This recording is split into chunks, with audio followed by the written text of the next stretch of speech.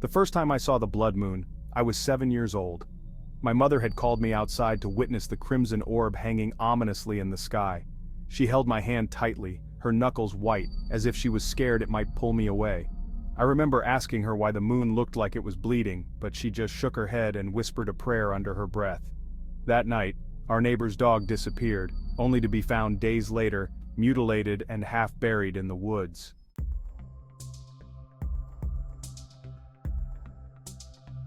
Years passed, and the memory of that night faded into the background of my mind.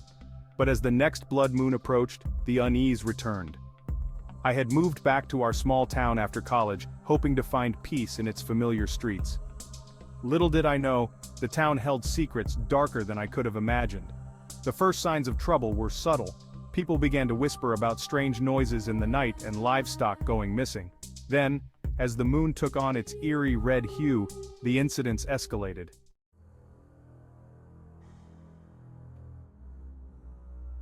Harris, the town historian, spoke up. He revealed an old legend about the town's founder, a man named Silas Whitaker. According to the legend, Silas had made a pact with a dark entity to ensure the town's prosperity. In return, every blood moon, a sacrifice was demanded. The room fell silent as the weight of his words sank in. An ancient curse. Blood sacrifices. It all seemed too far-fetched, but with the blood moon hanging ominously above, we couldn't dismiss it entirely.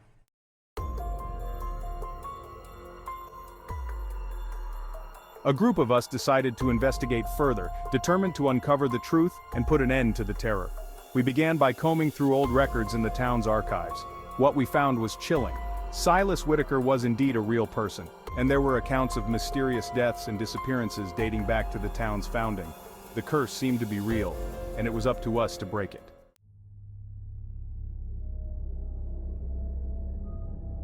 Our research led us to the old Whitaker mansion on the outskirts of town. It had been abandoned for decades, its windows broken, and the once grand structure now a decaying relic of the past. As we approached, the air grew colder, and an unnatural silence fell over us. We knew we were on the right path. Inside we found a hidden chamber beneath the floorboards.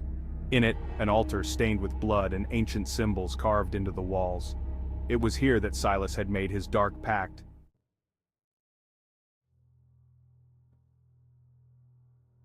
We realized we needed to destroy the altar to break the curse. As we prepared to do so, the ground shook, and a low, guttural growl echoed through the chamber.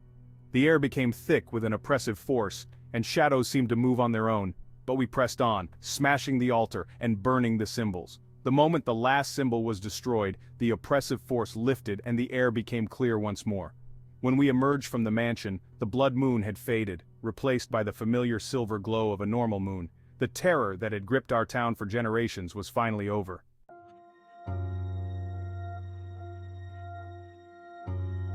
Life in the town returned to normal, or so it seemed. The memory of the blood moon became a tale to frighten children, a cautionary story of the dangers of dark deals. But something gnawed at me, a nagging doubt that perhaps it was not entirely over.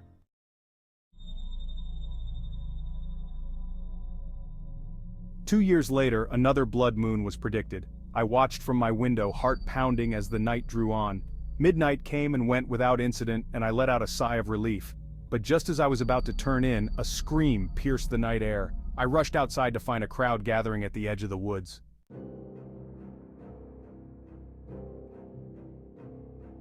There, hanging from the branches of an old oak tree, was a figure draped in white. It was Mr. Harris, the historian.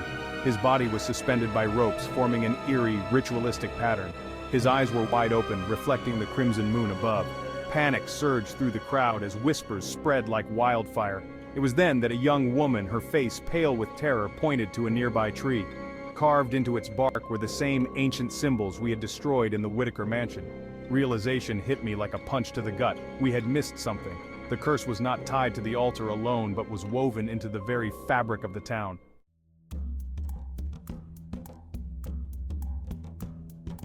Deep in the archives, we found a forgotten journal belonging to Silas Whitaker's daughter, Eliza.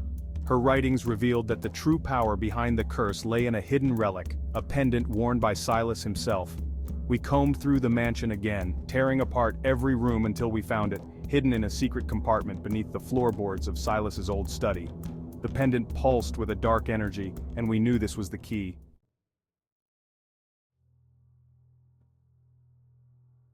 Gathering the town's bravest, we performed a final ritual, guided by Eliza's writings. As the blood moon reached its zenith, we cast the pendant into a blazing fire, chanting the ancient words to break the curse. The ground shook violently, and a piercing scream echoed through the air. Then all went silent. As the fire died down, the blood moon slowly faded from the sky, its ominous glow replaced by the soft light of dawn. Exhausted but hopeful, we knew we had finally severed the dark ties that bound our town.